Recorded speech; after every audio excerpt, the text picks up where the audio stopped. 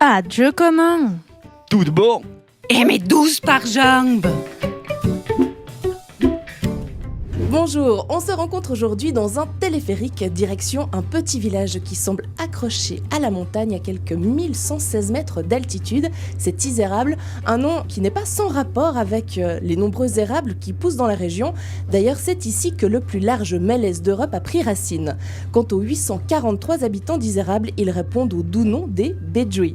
Depuis 1942, ils peuvent rejoindre la plaine en 6 minutes grâce à un téléphérique qui leur a véritablement changé la vie.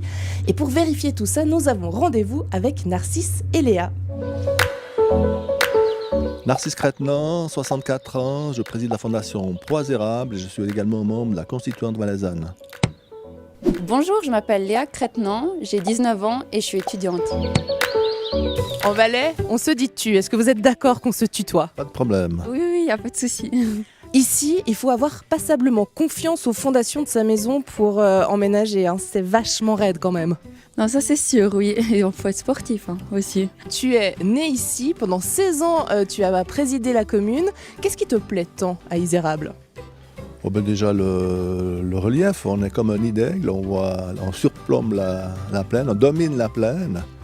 Et puis on est exposé au sud, donc il y a beaucoup de soleil. On est tous un peu une famille, c'est familial, on se dit bonjour à tout le monde, salut, et puis on s'inquiète quand il se passe des choses au village ou comme ça. C'est surtout ça, la familiarité. On vous appelle les Bedouis, les Bedouas. Pourquoi? Alors il y a plusieurs explications. Une que j'aime bien, c'est qu'on serait originaire d'antiques tribus sarrasines ou des Léens qui ont envahi l'Europe. Mais l'autre, c'est en 1881, on a reconstruit le village, c'est un beau village, et puis en patois on dit Djui, le village on dit Djui.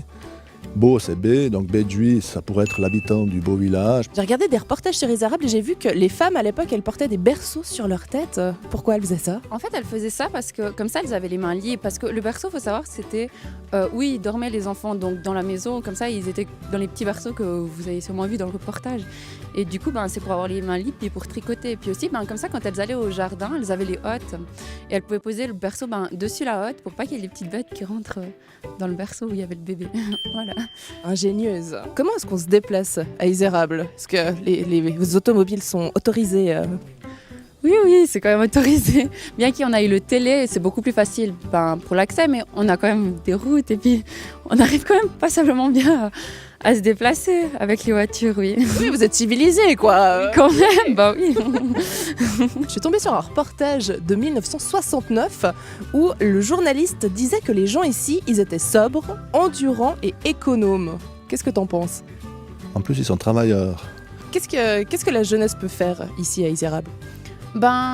On peut aller boire un peu des verres dans les bistrots, mais c'est vrai que c'est pas l'endroit idéal pour faire la fête. On a des balles, on a la fête de l'érable, on a des concerts, surtout les balles après les concerts, des choses comme ça. Mais sinon, on va plus un peu ailleurs pour boire des verres le soir. S'il y a rien de spécial après, parfois il y a quand même des choses ouvertes.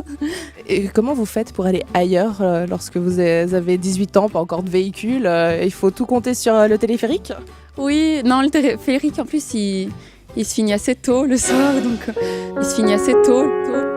Souvent, on essaye de dormir ailleurs, ou on prend la voiture, on demande à quelqu'un qui puisse nous véhiculer. Mais... Donc en fait, il faut être un peu un aventurier quand on habite ici. Exactement, ouais. La problématique d'Izérable, c'est qu'on perd des habitants. Mais on ne perd pas des habitants nécessairement parce que les jeunes partent. On perd des habitants parce que... Aujourd'hui, les familles sont plus petites. Et puis, on a peu de gens de l'extérieur qui viennent habiter Izérable. Les patronymes les plus répandus ici, c'est quoi? Alors, Monet, Crétenant, Ouiamo. Puis quand le téléphérique a été construit, on a dit c'est comme les monnaies étaient majoritaires, on a dit c'est un porte-monnaie. Oh, joli. Est-ce qu'il fait bon vivre à Izérable? Oui, il fait vraiment bon vivre. Bon, je te propose qu'on trinque à ton village. Merci. Mais très volontiers, d'autant plus que le vin s'améliore avec l'altitude. On se réjouit de déguster ça. Donc là, où est-ce qu'on va, Narcisse? On va trinquer un coup de rouge au Mongelais. Il vient de rouvrir aujourd'hui après 2 mois de fermeture et une rénovation. Alors, allons-y. Il y a du monde. Santé. À Izérable. Santé. On FM, rythme la vie.